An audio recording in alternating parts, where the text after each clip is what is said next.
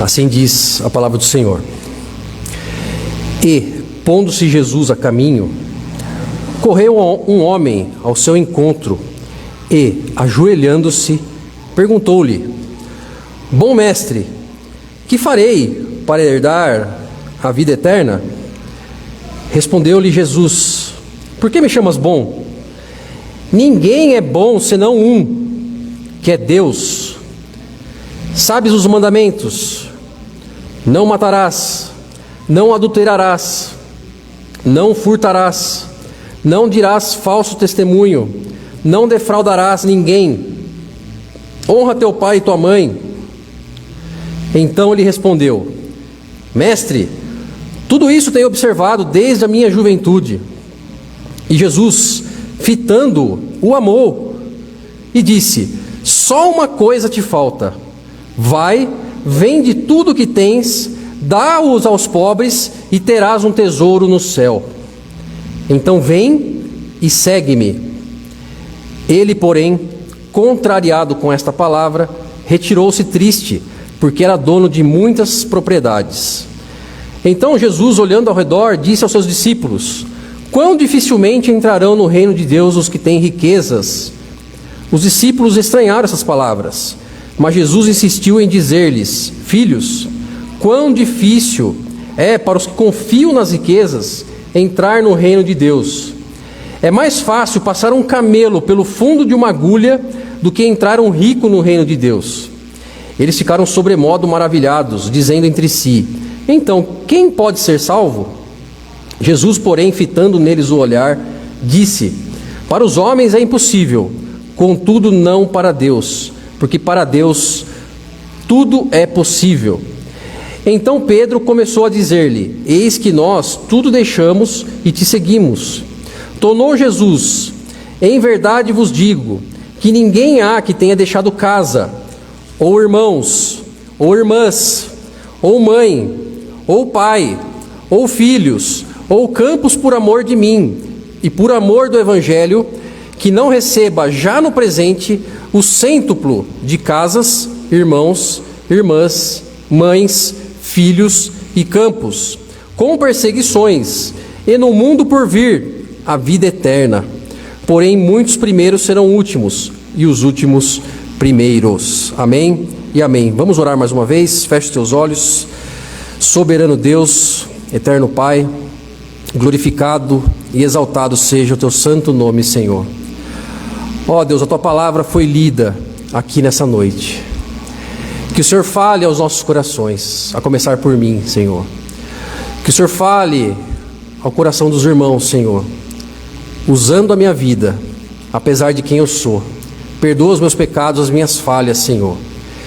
Que o Senhor venha falar conosco nessa noite, através da tua palavra, através do teu evangelho, Senhor. É o que nós te pedimos e te agradecemos em nome de Jesus. Amém e amém. Amém, meus irmãos. Meus irmãos, essa é uma passagem das Escrituras que nós não vemos ser pregada em todos os lugares, porque ela confronta diretamente a teologia que é pregada em muitas dessas igrejas, que é a teologia da prosperidade. E o que diz a teologia da prosperidade? Basicamente, que se você é pobre, que se você passa dificuldades, sobretudo financeiras, você está com algum problema, você está com pecado, que isso não vem de Deus, e que você precisa oferecer algum sacrifício, geralmente financeiro, que você precisa fazer um voto, que você precisa buscar o Senhor para que esse quadro seja revertido.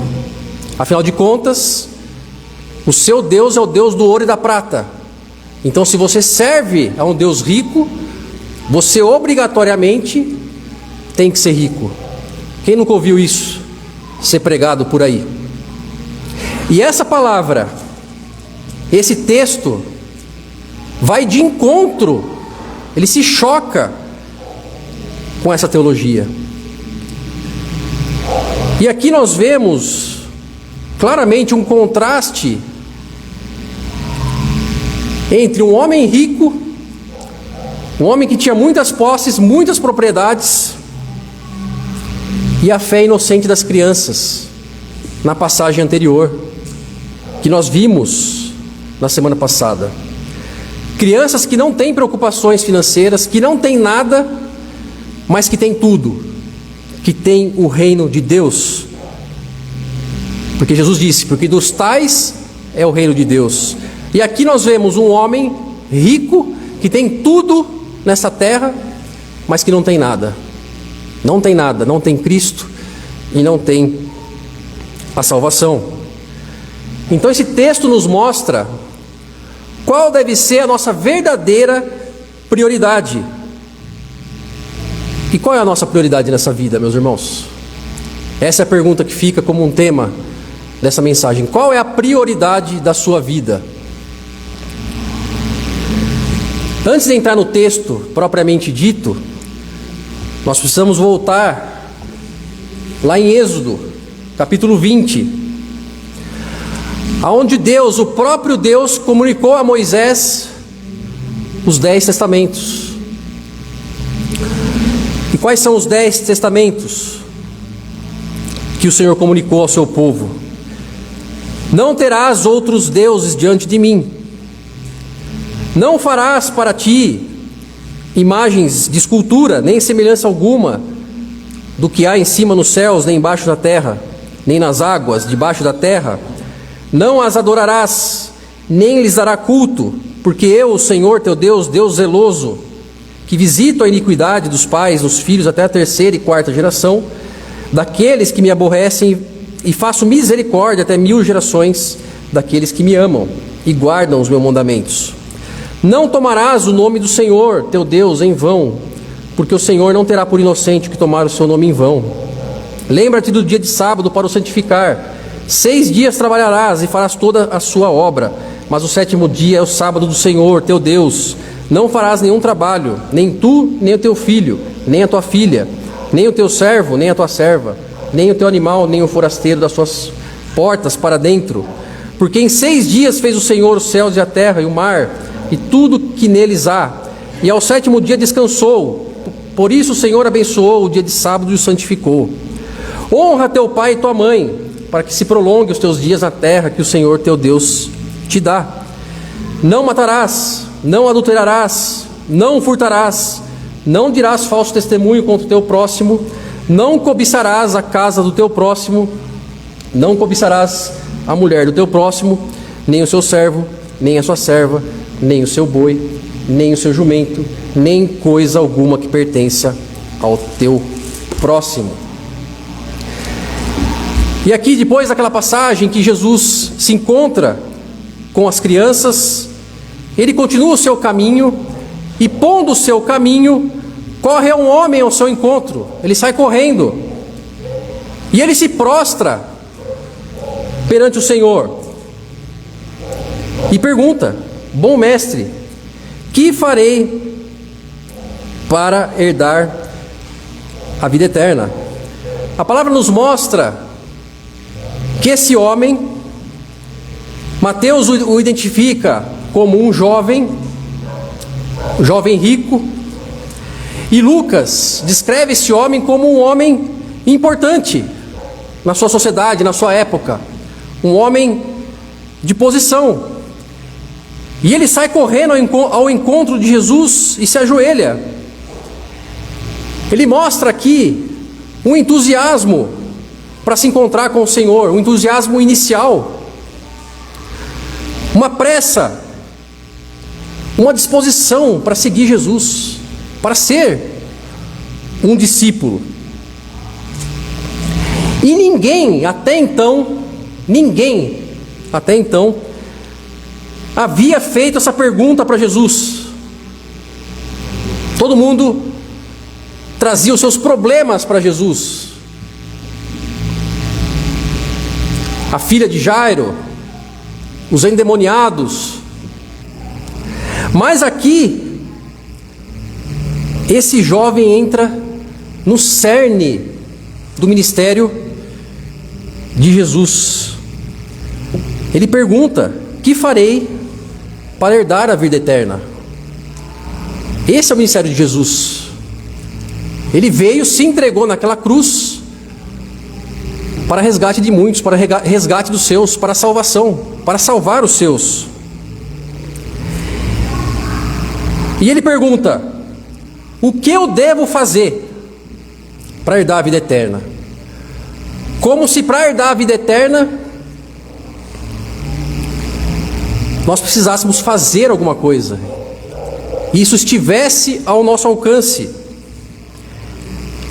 Ele imagina que herdar a vida eterna está em seu poder, está naquilo que ele pode fazer, está nas boas obras. Quando nós vemos lá em Efésios, capítulo 2, no versículo 8 e 9, que a salvação vem pela fé, ela não vem pelas obras, para que ninguém se glorie. A salvação é pela fé.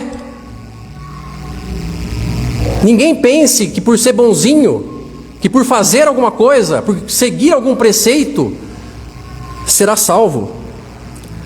As boas obras são consequência da salvação. Aquele que foi salvo, que foi alcançado por Cristo, ele naturalmente, automaticamente produz bons frutos e boas obras. E aí nós vemos uma reação do Senhor: por que me chamas bom? Ninguém é bom senão um, que é Deus. Aqui nós vemos claramente o Senhor Jesus se despindo da sua glória.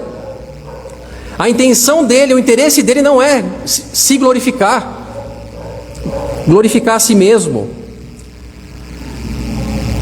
Ele deixa claro aqui que só Deus é bom.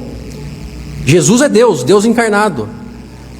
Mas aqui ele indica qual é a vontade revelada de Deus. Só Deus, só um é bom, que é Deus. E aí ele pergunta para o jovem: conhece os mandamentos? Não matarás, não adulterarás, não furtarás, não dirás falso testemunho, não defraudarás ninguém, honra teu pai e a tua mãe. Por que Jesus, meus irmãos, citou apenas a segunda parte do decálogo? Por quê? Tem um motivo para isso.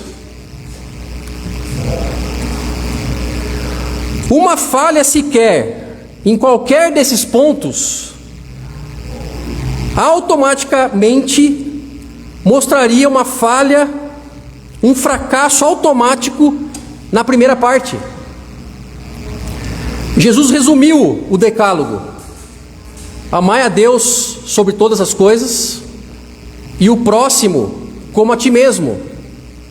A primeira parte, o relacionamento com Deus, amai a Deus, vertical, o homem e Deus. E o segundo, amai o próximo como a ti mesmo. Quando a pessoa não mata, não adultera, não furta, ele automaticamente está amando o seu próximo e amando a Deus. Então, se ele mata,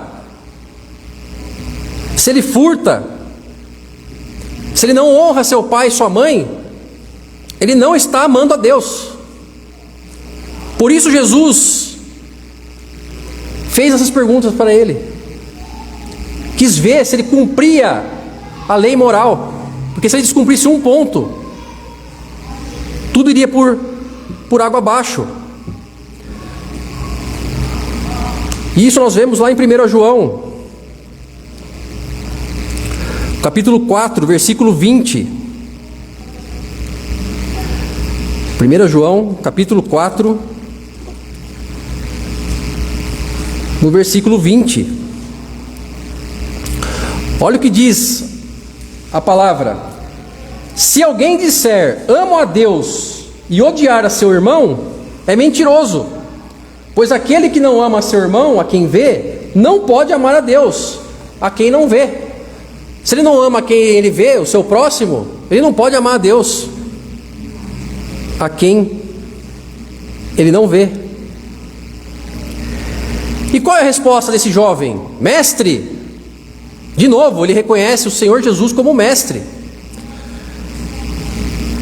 Tudo isso que o Senhor falou, eu tenho observado desde a minha juventude. Ele está convicto, ele quer se convencer que está tudo bem, mas na verdade, meus irmãos, lhe falta paz. Daí essa pergunta: o que eu tenho que fazer a mais do que eu já estou fazendo para obter a vida eterna? Ele achou que faltava algo mais, uma adição àquilo que ele já estava fazendo. Mas Jesus, meus irmãos, ele exige renúncia. Aquele que quiser vir após mim, renuncie a si mesmo, às suas vontades, os seus prazeres, tome a sua cruz e me siga. Aquele que quiser achar sua vida, perdê-la-á. É renúncia. E é isso, exatamente isso que Jesus vai exigir dele. Não é nenhuma adição. Ótimo, você não mata, você não adultera.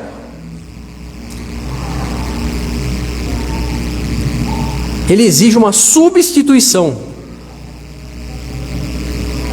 E a palavra nos mostra que Jesus amou esse jovem. Fitando o olho nele, Jesus o amou. Jesus se admirou dele. Porque ainda que nós saibamos que cumprir toda essa lei moral não salva, esse jovem estava cumprindo. Ele não estava cometendo pecados grosseiros. Nessa sociedade pecaminosa e má, ele não matava, ele não adulterava, não furtava.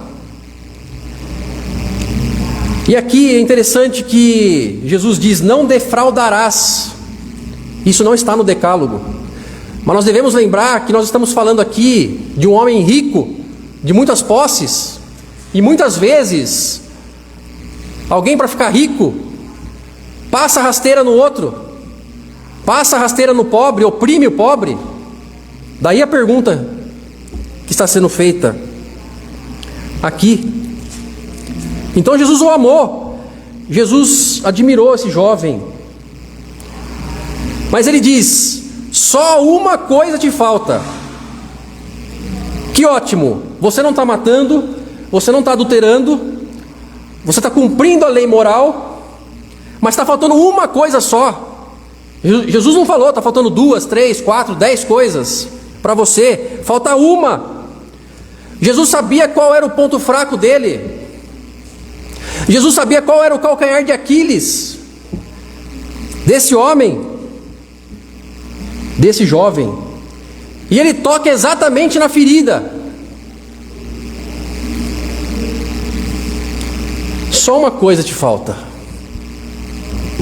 Vai, vende tudo o que tens e dá aos pobres, e terás o tesouro no céu.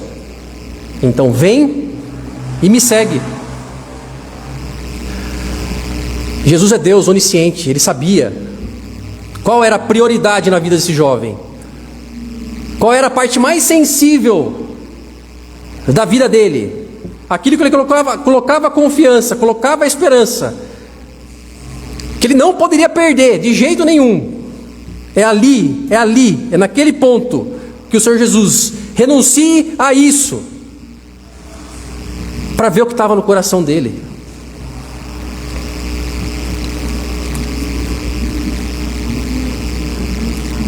E aí versículo 22, ele porém, contrariado com essa palavra, retirou-se triste, porque era dono de muitas propriedades. Olha a diferença. Um homem que chegou aos pés de Jesus, chegou a Jesus entusiasmado, alegre, feliz, querendo segui-lo, querendo ser seu discípulo. Agora estava triste, contrariado. Não era o que ele esperava. Duro é esse discurso. Quantas pessoas não são assim, meus irmãos? Chegam na igreja, vêm para Jesus, naquele momento estão alegres, felizes, mas na primeira dificuldade, viram as costas para Jesus. Quando é confrontado com uma palavra, renuncie, largue isso do que você está fazendo, deixe esse pecado. Ele não gosta, ele faz biquinho, ele sai da igreja. Era exatamente isso que esse jovem está fazendo. Ele ficou contrariado com essa palavra, não gostou. Ele amava mais as riquezas do que a Deus. Então tudo que ele fazia, não matava, não adulterava, seguia a lei moral, não adiantava de nada. Porque a primeira parte da lei mandamental ele não seguia, amar a Deus sobre todas as coisas. Sobre todas as coisas. Era um religioso, não adiantava nada. Nós vemos lá no Sermão do Monte, nós estamos estudando o Sermão do Monte nos discipulados durante a semana.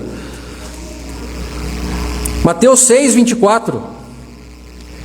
Ninguém pode servir a dois senhores, porque há de aborrecer um e amar o outro, ou se devotará a um e desprezará o outro.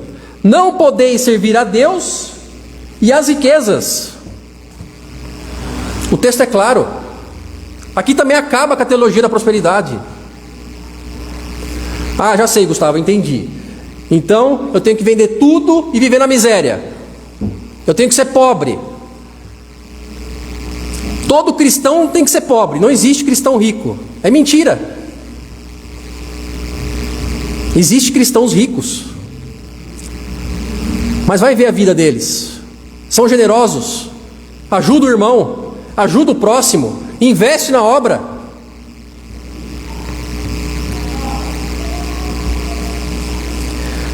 Então de nada adiantava esse jovem guardar os mandamentos horizontais junto ao próximo, se ele não guardava o principal, que é o vertical. Ele se afastou aqui, meus irmãos. Nós precisamos entender que a gente estava num contexto do judaísmo, num contexto judaico, em que a riqueza material, a prosperidade material, eram reconhecida como um favor de Deus. Mas a riqueza aqui estava em primeiro lugar na sua vida. Gustavo, você está falando de riqueza, mas eu não sou rico. Mas pode ser qualquer outra coisa na sua vida. Qualquer outra coisa que você coloque em primeiro lugar na sua vida. Seu trabalho, seu filho, seus amigos, seu pai, sua mãe, enfim. Então a riqueza estava em primeiro lugar, tomando o seu coração, e não Deus. E nós vemos no Antigo Testamento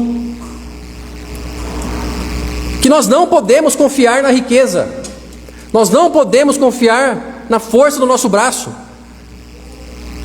nas nossas eventuais capacidades. Não podemos. Salmo 52, versículo 7.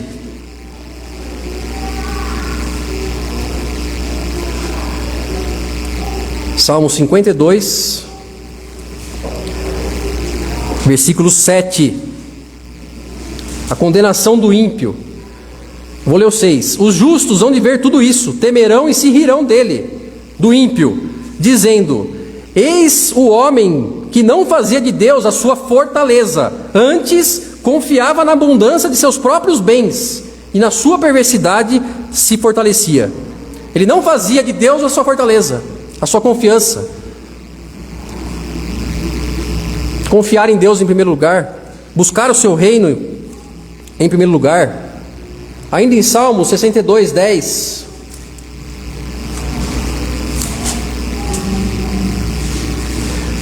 Salmo 62, 10. Não confieis naquilo que extorquis, nem vos vanglorieis na rapina. Se as vossas riquezas prosperam, não ponham nelas o coração. Se um dia um de vocês ficarem rico, Deus prosperar financeiramente, não ponha nelas o seu coração. É isso que a palavra está dizendo. Em Deuteronômio capítulo 8 diz a mesma coisa, que é Deus quem prospera. E se acontecer, não ponha o seu coração nisso, porque amanhã depois você pode perder tudo. Quantos empresários não perderam tudo nessa pandemia?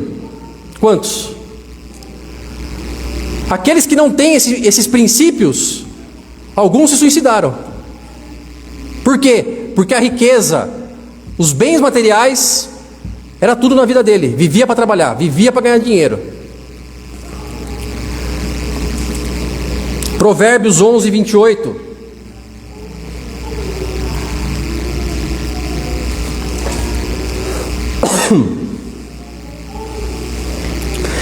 Quem confia nas suas riquezas cairá, mas os justos reverdecerão como a folhagem. Quer texto mais claro que esse? Davi, Salomão, riquíssimos. Salomão disse: tudo é vaidade. Davi, dizendo para a gente não confiar nas riquezas, nos bens materiais, foi o homem mais rico e poderoso dessa terra, o rei de Israel. Era como se fosse, guardado as devidas proporções, o presidente dos Estados Unidos hoje. Poder militar. Salomão, recebendo toneladas de ofertas de ouro, ele diz: tudo é vaidade. E no final, lá em Eclesiastes, no capítulo 12, de tudo que se tem ouvido, ou seja, que tudo é vaidade, o resumo é: teme a Deus e guarda os seus mandamentos, porque isso é o dever de todo homem. Antigo Testamento. Então esse jovem não compreendeu a verdadeira mensagem. O apóstolo Paulo destaca essa questão, meus irmãos, lá em 1 Timóteo. 1 Timóteo capítulo 6.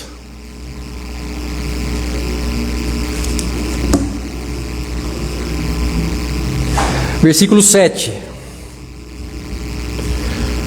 Sobre os perigos da riqueza.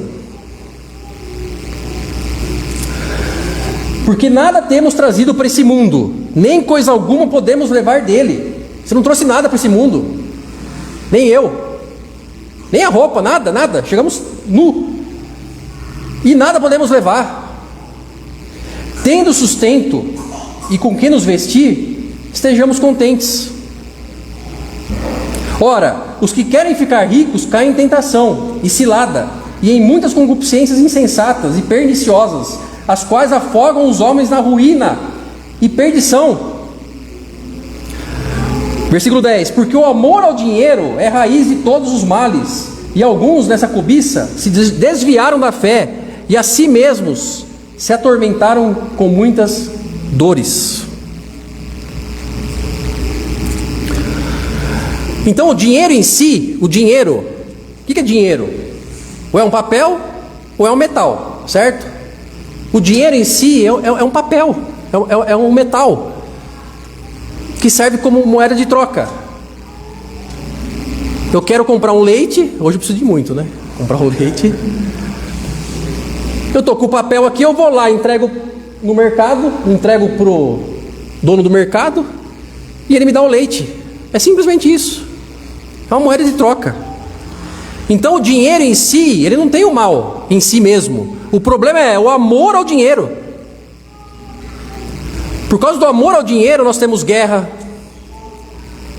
Essas guerras que acontecem, por que é? Por causa de dinheiro, por causa de poder. Nós temos sócio traindo outro sócio. pessoas se traindo por conta do amor ao dinheiro. E Deus, meus irmãos, Ele sabe a dose exata para te abençoar, nem mais e nem menos. Tem irmãos que, se Deus der um pouquinho mais, ele se desvia, ele fica soberbo, ele olha os outros com o nariz empinado, ele sai da igreja. Pô, irmão, você não veio mais na igreja? Ah, estou trabalhando demais, estou trabalhando das 8 da manhã até 10 horas da noite, porque eu preciso ganhar dinheiro, recebi uma promoção lá, e está entrando muito, está uma maravilha, Deus está me abençoando, e não vem mais no culto, não vem na reunião de oração, se afasta, se desvia da fé. A palavra está dizendo aqui, nessa cobiça.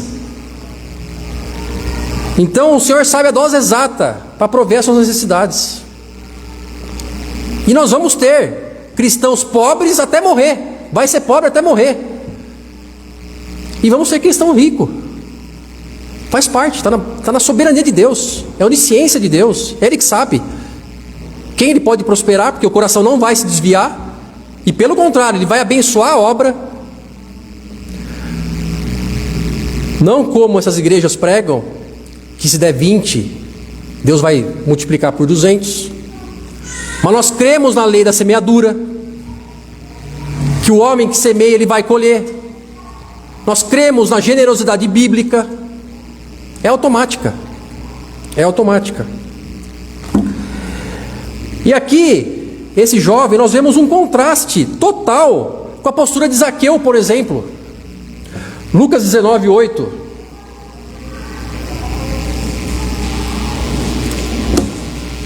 Lucas 19, 8.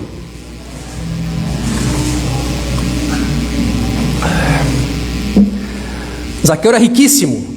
Riquíssimo, cobrador de impostos, odiado na sua época, pela sua função. Versículo 8: Entre mentes, Zaqueu se levantou e disse ao Senhor: Senhor, resolvo dar aos pobres a metade dos meus bens, e se em alguma coisa eu tenho defraudado alguém, restituo 4 vezes mais. E Jesus lhe disse: Hoje a salvação entrou nessa casa. Automaticamente Zaqueu se converteu, verdadeiramente. A sua esperança não estava mais nas coisas, nos bens, nas propriedades, naquilo que ele tinha de mais importante, mas estava em Jesus, estava em fazer a vontade do Senhor. A igreja primitiva de Atos, assim que aquela multidão se converte, Atos 2, versículo 45.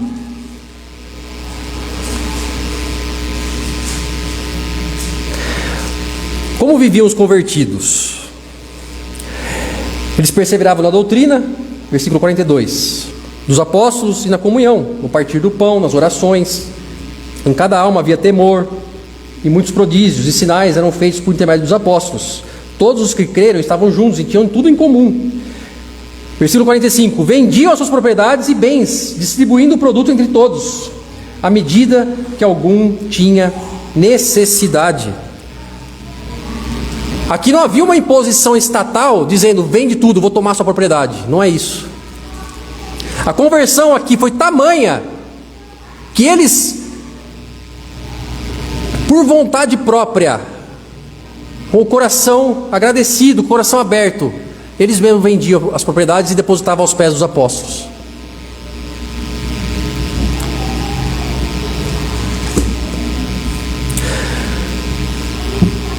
Ao pedir para o jovem vender tudo,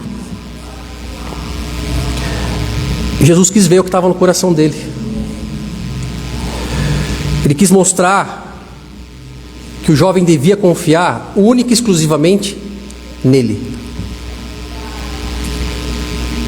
E aqui fica uma aplicação para nós.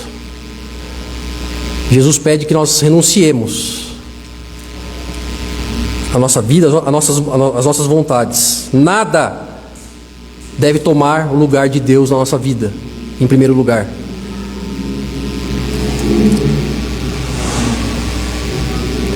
As riquezas, elas são temporais. Como eu falei, circunstâncias da vida podem fazer isso sumir.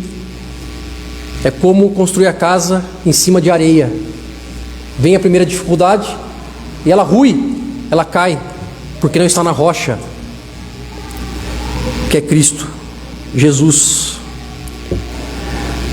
Nós vivemos numa sociedade, meus irmãos, que mais importa o ter do que o ser. Isso é que a sociedade prega. Se você tem, você é. Se você não tem, você não é.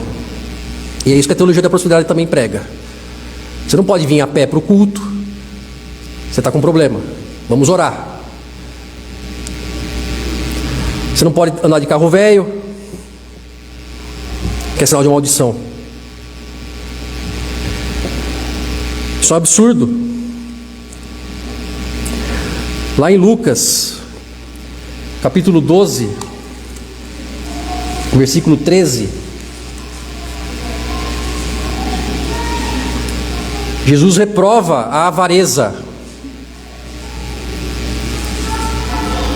O que é a avareza? É a mesquinhez. É só querer ganhar dinheiro. Dinheiro, dinheiro, dinheiro, dinheiro. Pão duro. Só quer ganhar. Não quer repartir nada. E aqui ele se encontra com um homem que queria repartir a herança com o irmão. Ele queria antecipar a herança. Na época podia acontecer isso. Hoje não. Hoje tem que esperar morrer para depois você receber a herança. E muitos nessa cobiça matam o pai, matam a mãe para receber a herança. O amor ao dinheiro. E Jesus responde para ele: quem me constituiu juiz ou partidor entre vós? Então lhe recomendou: tende cuidado e guardai-vos de toda e qualquer avareza, porque a vida de um homem não consiste na abundância de bens que ele possui. A sociedade, o mundo diz que é mais importante você ter. Se você tem alguma coisa, você é bem sucedido. Quantas pessoas têm belas casas, belos carros, mas granjeou tudo isso através do trambique, da trapaça.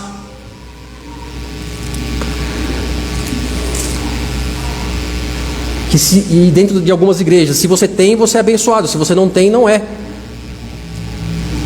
Mas aqui olha o que o próprio Jesus está dizendo. Ele contraria tudo isso. A vida de um homem não consiste na abundância dos bens que ele possui. E o que acontece com os avarentos, como esse jovem? Qual é a consequência no final das coisas? Eles trocam a riqueza, algo temporal, pelo que é eterno. Eles negam o que é eterno para ficar com a riqueza temporal. 1 Coríntios 6, versículo 9. Ou não sabeis que os injustos não herdarão o reino de Deus? Não vos enganeis, nem os impuros, nem os idólatras, nem os adúlteros, nem os efeminados, nem os sodomitas, nem ladrões, nem avarentos herdarão o reino de Deus. Não herdará. Não será salvo.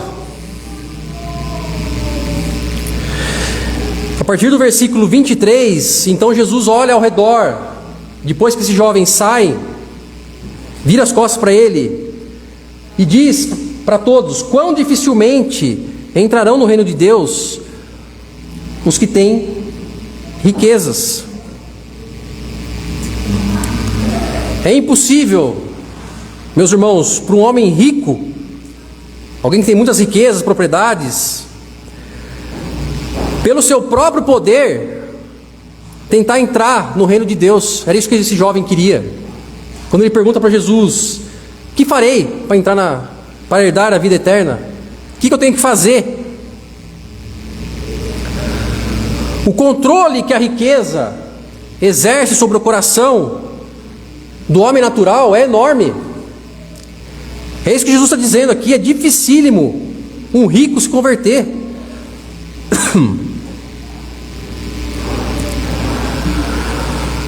Mas Jesus nos mostra que a salvação, no final das contas, do começo ao fim, não depende de quem quer que seja, não depende do homem, depende dele, depende da graça dele. O que ele disse para nós? Porfiai por entrar pela porta estreita. Entrar no reino de Deus vai ser difícil, é difícil, não é fácil. Poucos entrarão por essa porta, a palavra nos diz, poucos. Porque muitos não estão dispostos a renunciar àquilo que ele mais ama.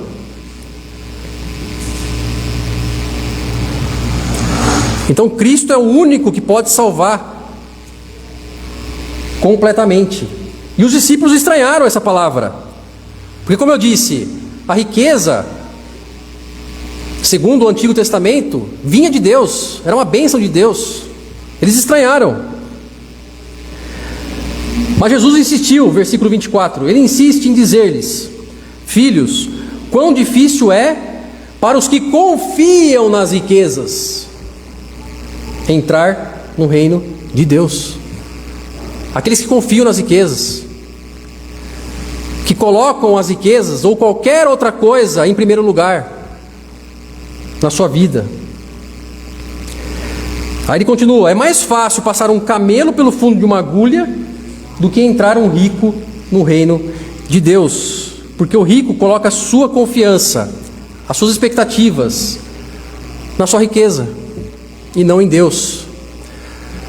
Vocês podem ver, os países com maior IDH do mundo é o que tem maior número de ateu. Países que outrora foram fundamentados na fé cristã protestante. A Escandinávia inteira, meus irmãos. Igreja luterana. História mais história ali de homens de Deus. Daí o desenvolvimento que o país experimenta hoje. E que agora declina, né? Porque não busca mais o Senhor.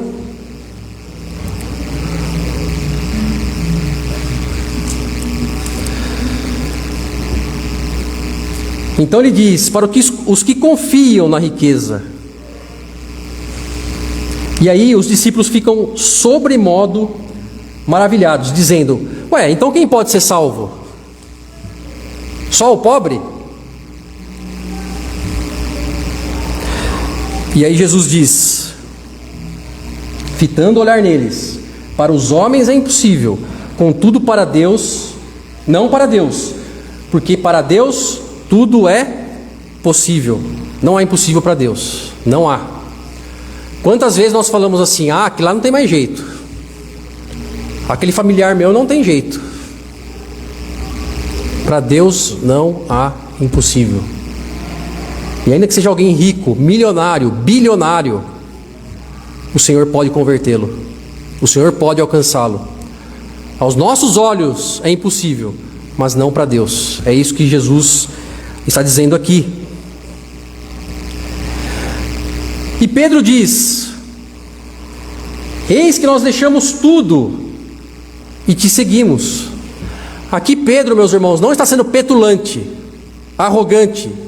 Olha, Senhor, está vendo nós, né? Nós deixamos tudo e estamos te seguindo. Não é esse sentido. Pedro aqui está sendo verdadeiro. Eles fizeram exatamente isso. Quando Jesus diz: vem e me segue, eles largaram tudo. Largaram rede, largaram o barco e o seguiu. E é isso que Jesus espera de nós, que larguemos tudo.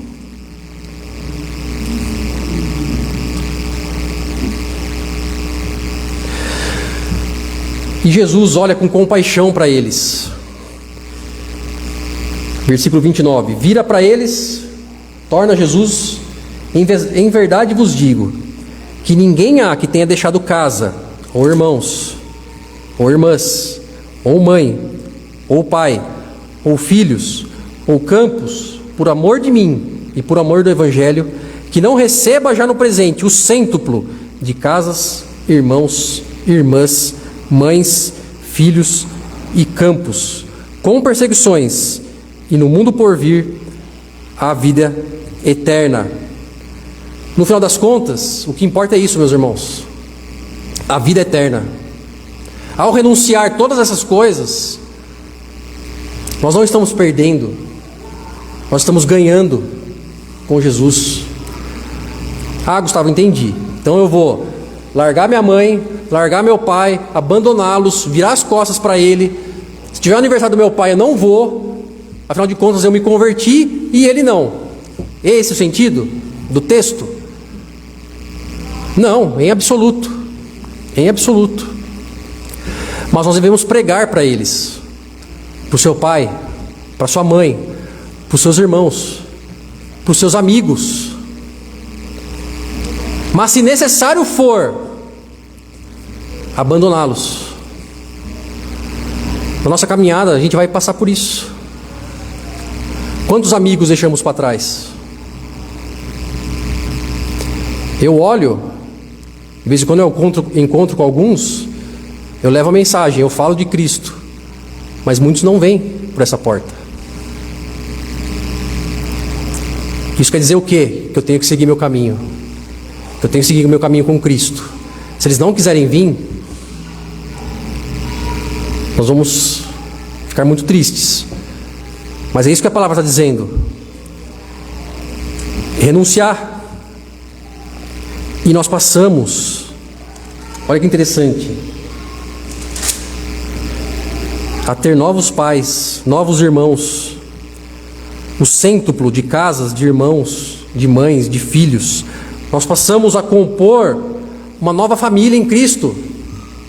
Todos nós que estamos aqui hoje, nessa noite, somos uma nova família em Cristo. Novos parentes, novos costumes, adoração a Deus. E que isso possa influenciar aqueles que nos cercam no trabalho, na família. E oramos para que eles sejam alcançados, sejam salvos. Meus irmãos, olha aí os últimos 6 meses na sua vida. Os últimos 6 meses. Quantas vezes você esteve com um familiar seu, um amigo seu, que não é cristão?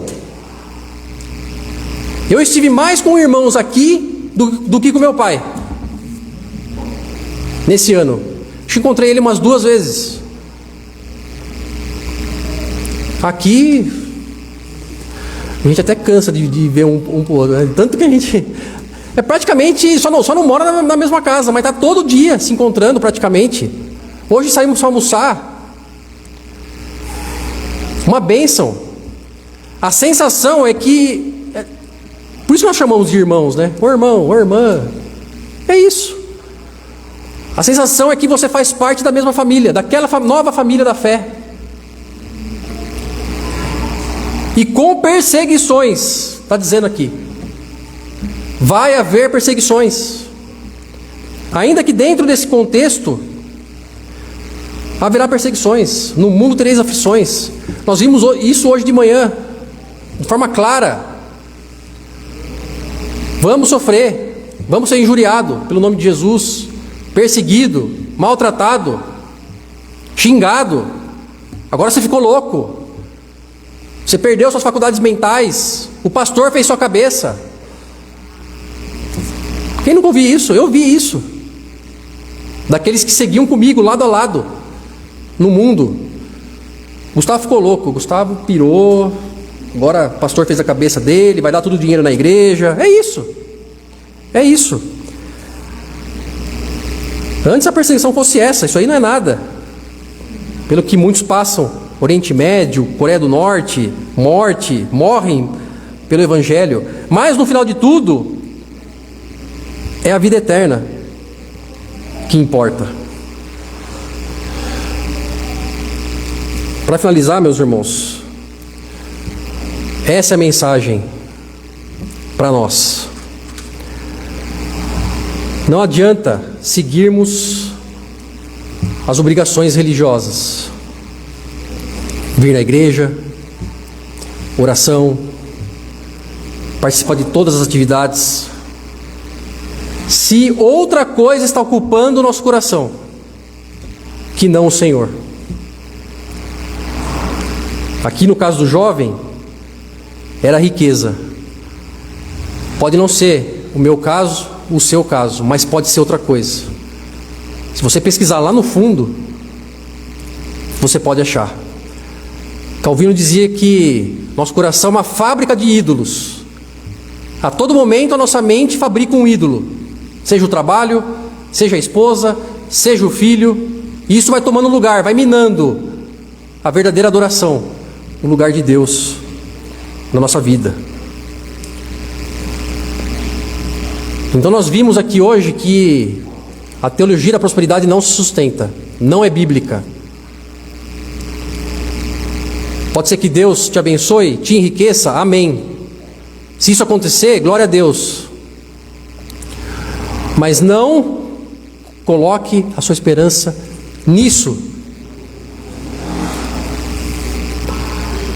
Amém?